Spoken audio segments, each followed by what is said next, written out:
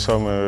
une usine, une biscuiterie. Nous avons eu à dérouler une production. Nous avons entamé notre production. Tout marche à merveille. Nous avons eu donc à employer pas mal de personnes ici à Fatick même. Notre usine s'appelle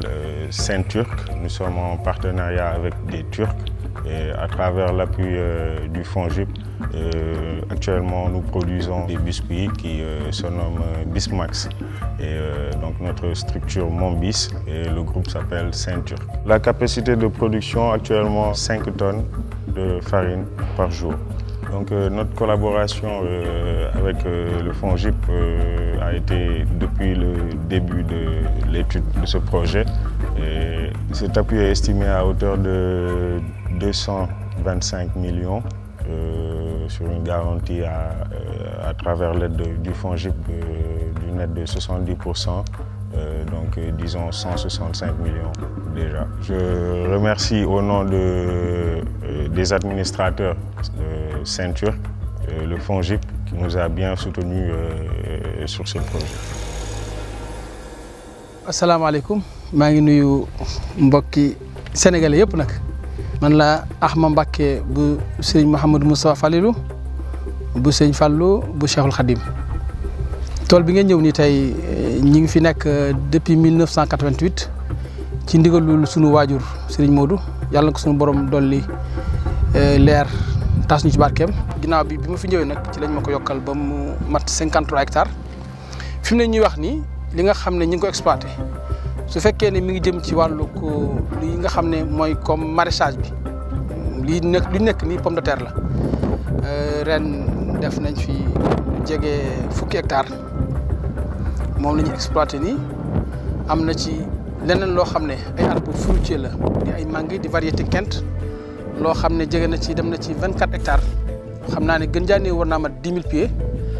ak ci loo xam ne agrume la muy lu jëm ci limon ak orange ak mandarin loolu war naa mat 4 hectares am na ci itam partie boo xam ne loolu dañ ciy def élevage loo xam ne nag la ak xar am na ci loo xam ne itam aviculture la muy wàllu ginaar yi dinañ dem bay liggéey loolu mat ay 100 jeunes par jour yoo xam ne ci département bi ak région bi ba ci Sénégal sax lañ dëkk même fi may waxee ni sax am ñu fi liggéey ñoo xam ne sax duñu sax rek ay sénégalais mais ay mbokk ay gambien la ñoo xam ne dañuy jóge Gambie chaque année ñëw fii ma jël leen ñuy liggéey ak ñun waaw wax dëgg yàlla nag ñi ngi sant yàlla bu baax ci xam nañ ne daal ñi ngi am yokkute depuis bi nga xam ne ñi ngi liggéey ak institution yi nga xam ne état bi bàyyi na ko fi lu mel ne BND ak FONGIP ndax bu njëkk amoon nañ jafe-jafe bu baax ci ay financement ndax boo demee ci banque yi li ñu njëkk a laaj mooy garantie. ñoom itam contacter waa FONGIP sawar ci lool njëkk ñoo garantie li nga xam ne moo jëm ci élevage bi muy nag yeeg yooyu bi ñu liggéeyee ak ñoom waa BND ak waa FONGIP bi ñu liggéeyee ak ñoom lu mat at ak genn wàll bi ñu fi ñëwee xool li ñu liggéey ñoom ci seen bopp ñoo ne ma sëñ bi de yow li ngay liggéey ak ñun li ñu la jox dafa tuuti seetal loo xam ne soxla nga ko ñu gën laa jàppale. boobu nag ci la ñu daal leen proposé waat li nga xam ne moo jëm ci poulailler yi mooy batterie yi ngeen gis noonu muy agriculture moderne bi ñu leen ko proposé ñoom itam waa FONGIP garanti ko encore kon nag di leen sant bu baax te di leen gërëm ci seen visite Jibril ak équipe bi mu àndal. ci loolu nag kon nag rek li ñuy wax rek mooy jërëjëf FONGIP. FONGIP ngumunda yakaru ku kana tu ku ando ku financer fana nga 6 millions sereta nan ku gari kebe deberi lenk bojali yere fa ku gari kebe deberi udi fo khoda deberi parce que teleke sereta nan roy wallu ga muder de mana nene am na li ngeen di def lu reuy la ci ndam muder ndax ñeneen projet mën nañu gis ye dimbalé wa muder kenya ko to hari 6 millions ke gari kebe deberi lenk wa nene li ñi def tay mo ëpp 6 millions yo tingu mama na kum FONGIP mama na ngu mama waaw léegi salaamaaleykum waa FONGIP danay ko nuy ku nekk tudd ak sa sant parce que FONGIP dafa ñëw fii sama groupement moo njëkk jox financement 6 millions ak financement jaaratu jaa mu jox ko xaw ma 2 millions wala 3 millions ak groupement Jeeba Gisee mu financé ko danay ko sant mu la gërëm mais vraiment FONGIP dangay ko sant FONGIP nkanne liggéey nga FONGIP Mamana man moo Farmata Doucouré Moudéry man dafa ubbi benn GIE pour ma liggéey man ak jigéen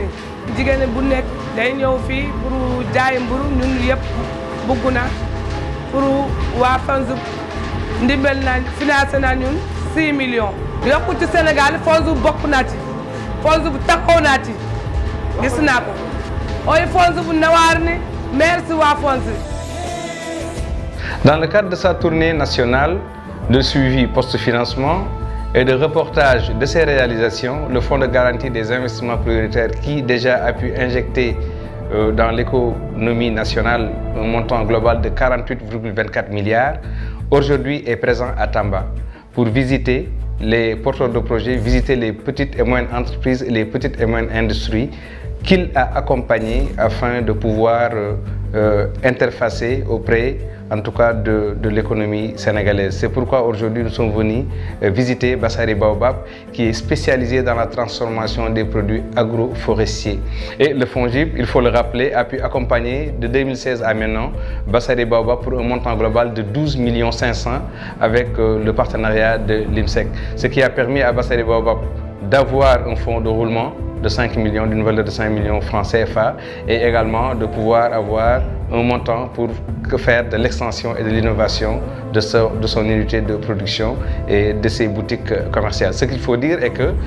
Bassari Baobab aujourd'hui a diversifié les produits dans la transformation à partir des matières premières et des produits de base que nous avons déjà visités dans ces magasins de stockage, ce qui fait qu'ils ont le savon, l'huile, la poudre et d'autres produits dérivés. Et aujourd'hui, ils sont en train de gagner de bonnes parts de marché. Il faut relever que déjà à Dakar, ils ont des boutiques de commercialisation et ici à Tamba, ils ont une bonne unité de transformation et une boutique de commercialisation et des magasins de stockage. C'est le Fonds de garantie des investissements prioritaires qui est toujours fidèle à son slogan, garantir votre développement et solvabiliser les petites et moyennes industries et les petites et moyennes entreprises, qui va crescendo dans l'accompagnement des petites et moyennes entreprises. C'est pourquoi aujourd'hui nous sommes venus pour en tout cas confirmer davantage notre partenariat avec les petites et moyennes entreprises dans les terroirs, dans les territoires du Sénégal.